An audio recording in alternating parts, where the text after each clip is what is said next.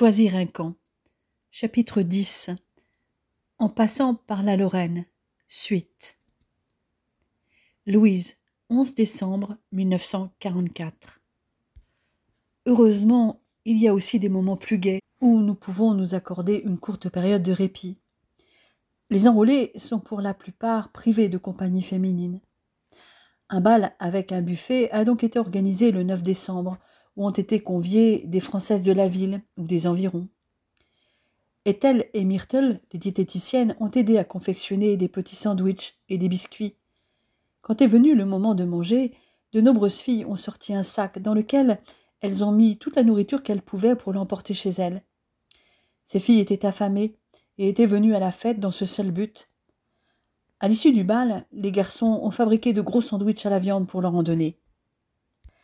Le rationnement, devenu de plus en plus drastique, a même poussé des habitantes de la ville embauchées pour aider au service et au ménage, dans les salles de repas des patients valides, à voler tout ce qu'elles pouvaient, déversant parfois des kilos de sucre par-dessus la clôture dans un réceptacle disposé là dans ce but.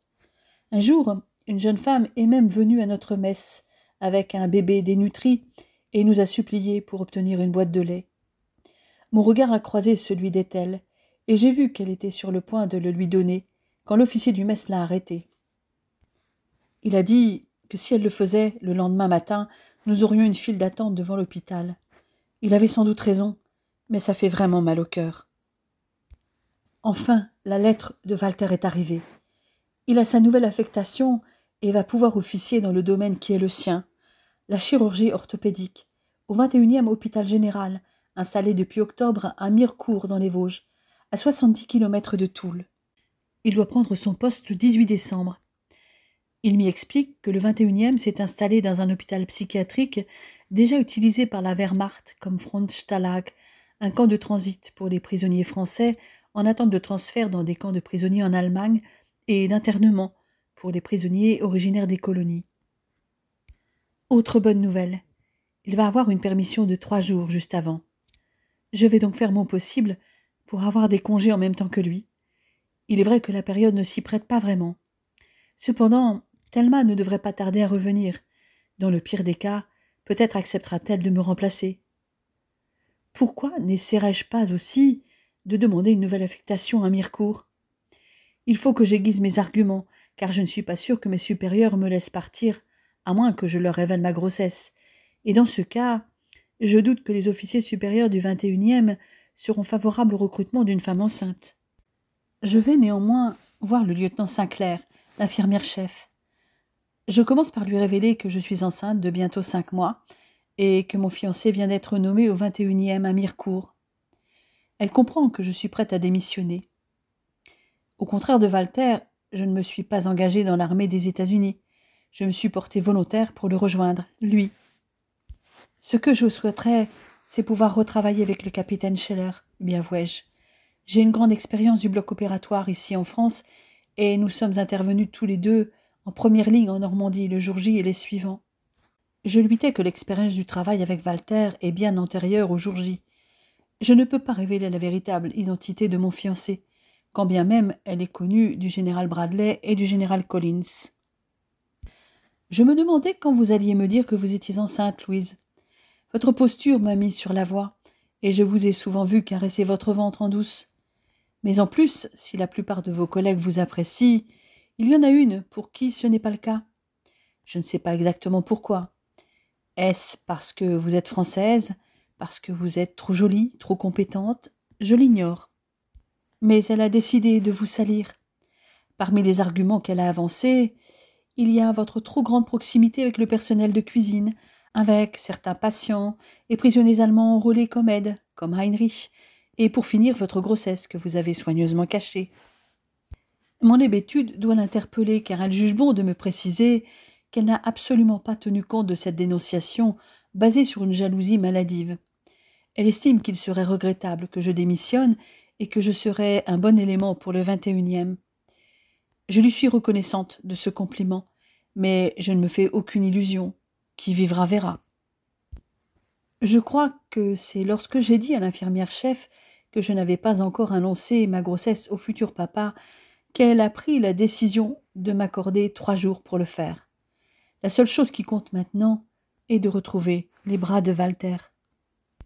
Il a promis de me contacter par téléphone pour savoir si j'ai pu obtenir un congé et me dire où et quand nous allons nous retrouver. Je viens à peine de revenir dans mon service lorsqu'on me demande au téléphone. Je m'attendais à entendre la voix de mon Walter, mais ça n'est pas le cas, car il faut relayer un message par 3 ou 4 opérateurs et relayer aussi les réponses. Ces derniers semblent heureux de le faire, sans doute parce que cela ajoute un peu d'intérêt romantique dans leur vie. Mais chacun de notre côté, nous leur donnons aussi nos rations d'alcool, que nous n'utilisons ni l'un ni l'autre. Chacun a reçu une bouteille de scotch, de bourbon ou de vodka. Mais au moins, je sais que Walter va passer me chercher et que nous allons passer ces 3 jours dans un hôtel de Toul. Il ne me reste plus qu'à me faire une beauté pour cet événement, et bien entendu, je fais des envieuses parmi celles qui n'ont pas vu leur fiancé depuis un moment. Elles ignorent que je n'ai pas vu l'amour de ma vie depuis juillet. Louise, 14 décembre 1944. Demain, Walter sera là. Il va faire le long trajet qui nous sépare en partie en ambulance et l'autre en train hôpital. Cette ultime journée avant de le retrouver ne me laisse pas beaucoup de répit. Je suis toujours en renfort sur l'accueil des blessés. Les combats sont toujours d'une extrême intensité. Winston Churchill a dit que la guerre n'était pas finie et que de durs combats nous attendaient encore. Je n'ai jamais rien entendu d'aussi vrai. Beaucoup des hommes qui arrivent sont de la 4e division, qui a fait toute la campagne de Normandie. Pourtant, ils nous disent que la forêt de Hürtgen, comme ils l'ont nommée, est l'endroit le plus dangereux qu'ils aient jamais connu. Mais je l'entends depuis un bon moment. Un de ceux que j'accueille, un officier de liaison, a été touché au dos par un éclat d'obus, en allant d'un foxhole à un autre. Il ne présente pas de paralysie, mais il ne retournera pas avec ses hommes comme il le souhaite avant un bon bout de temps. « Vous savez, mademoiselle, me dit-il, les tirs d'artillerie incessants rendent fatalistes pour la plupart des hommes concernant leurs chances de survie. Quand on se lève pour aller chercher un café à la cuisine et qu'à notre retour on découvre un grand cratère là où on était assis quelque temps auparavant, ou bien son sac à dos criblé d'éclats d'obus, on finit par le devenir. Je me souviens d'un observateur avancé d'artillerie, un lieutenant, venu pour étudier, je pense, où il pouvait diriger notre propre artillerie pour soutenir les soldats lors d'assaut. J'étais venu pour avoir les informations qu'il avait rassemblées afin de les transmettre. Soudain, un barrage de mortier a commencé, et je lui ai crié de se jeter dans la tranchée. Il ne s'en est pas sorti. Il ne portait pas de casque. Je ne sais pas pourquoi. Le haut de son crâne a été arraché. Il était mort avant de toucher le sol. Je frémis en entendant cette histoire, d'autant qu'elle s'est passée non loin de l'endroit où doit se trouver Walter. Depuis le début de décembre, les Américains ont atteint la lisière de la forêt et ont capturé des dizaines de milliers d'Allemands. Pourtant, d'après cet officier, la bataille est loin d'être terminée et le terrain gagné au prix de lourdes pertes peut encore changer de main. Les Rangers du 2e bataillon, qui se sont finalement emparés de la colline 400 à Bernstein, d'où les observateurs d'artillerie allemands avaient une vue imprenable sur l'ensemble de la forêt, ont payé le prix fort, me rapporte-t-il. Les combats ont été féroces, avec plusieurs contre-attaques. Ils devaient tenir 24 heures avant que des renforts arrivent. Ils ont tenu 40 heures. Ils n'étaient plus que 22 et n'avaient presque plus de munitions. L'église de Bernstein servait de poste de commandement et d'infirmerie aux Rangers. Elle a été touchée par un obus qui a tué le chirurgien du bataillon, le capitaine Walter Block. J'ai l'impression que mon cœur va s'arrêter en entendant sa dernière phrase. J'ai dû blêmir car il me regarde fixement. « Ça ne va pas, mademoiselle » me demande-t-il alors. Je respire un grand coup avant de lui répondre. « Ne vous inquiétez pas, ça va aller. Mais ce que vous venez de me dire me touche particulièrement. Mon fiancé est le chirurgien du 4e bataillon médical et il est là-bas, dans cette foutue forêt de la mort. Un instant, je l'ai imaginé à la place du capitaine Block. « Oh, je suis désolé, rétorque-t-il. En tout cas, il a bien de la chance, votre fiancé. Vous êtes vraiment la plus jolie fille que j'ai vue de ma vie. » Tous ont besoin de parler de leur terrible expérience dans cette forêt sombre, où ils endurent le froid, à tel point que les soldats l'appellent aussi l'enfer glacé. Comme ce jeune soldat de 22 ans, heureusement légèrement blessé, qui s'est retrouvé nez à nez avec un GI d'une autre unité qui avait passé leur ligne pour aller capturer une casemate allemande.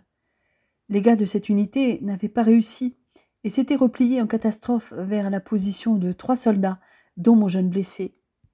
Le GI venu se mettre à l'abri dans son foxhole venait juste de voir tomber un de ses camarades, mort sur le coup, et un autre de ses compagnons s'effondrer à 15 ou 20 pas du foxhole. Il s'était penché sur lui, l'avait regardé et puis s'était relevé pour se mettre à l'abri dans le trou de mon blessé. Ni l'un ni l'autre, nous ne nous étions rasés depuis 1 mois, m'explique-t-il. Nous n'avions pas non plus peigné nos cheveux ou lavé notre visage. Ce GI m'a alors dit « Murray, qu'est-ce que tu fais là ?» Je l'ai regardé et lui ai répondu « Qui es-tu » C'était en fait un camarade de mon unité en Caroline du Nord, où j'étais l'assistant du cuisinier de la compagnie. D'où son étonnement à me retrouver avec un fusil. Alors je lui dis « Mec, il file un fusil à tous ceux qui peuvent marcher. Je ne l'ai pas demandé, mais je l'ai eu. » Il me raconte les barrages de mortiers subis presque chaque nuit, la pire expérience que quelqu'un puisse endurer. Une histoire que j'entends de la bouche de presque tous les soldats combattant dans cette foutue forêt. Une nuit, poursuit-il, pendant un de ces barrages, j'ai jeté un œil hors de mon trou, et j'ai vu ma mère, qui se tenait là, devant mon foxhole. Elle portait une robe blanche, et elle m'a dit « Je prie pour toi ». Puis elle a disparu.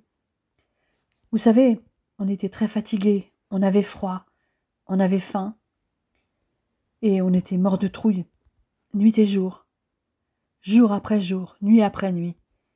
La nuit, on voulait voir le jour se lever, et la journée, on voulait que la nuit tombe. Il n'y avait aucun moment de répit. Comment rester sain d'esprit dans ces conditions? Je les imagine passer des jours dans ces foxholes pour récupérer et repartir à l'assaut.